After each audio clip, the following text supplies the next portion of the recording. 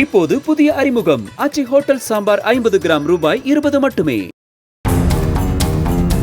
கன்னியாகுமரி மாவட்டம் Puliyur குறிச்சியில் load auto ஒன்று சாலையோர வள்ளி ஆற்றுக்குள் சீறி பாய்ந்த சிசிடிவி பதிவு வெளியானது. சிராயன் குழியைச் சேர்ந்த இம்மானுவேல் புதிதாக வாங்கிய ஆட்டோவை ஆர்டிஓ அலுவலகத்தில் பதிவு செய்துவிட்டு கூண்டு கட்டுவதற்காக நாகர்கோவில் நோக்கி ஓட்டிச் சென்றுள்ளார். ஆட்டோ ஓட்டி பழக்கம் இல்லாததால் அது கட்டுப்பாட்டை இழந்ததாக கூறப்படுகிறது. அப்போது அவ்வழியாக சென்ற மாவட்ட ஆட்சியர் அழகு மீனா பொதுமக்களோடு சேர்ந்து மீட்பு பணியில் ஈடுபட்டதோடு காயமடைந்த இம்மானுவேலை தனது காரில் மருத்துவமனைக்கு அனுப்பி வைத்தார்.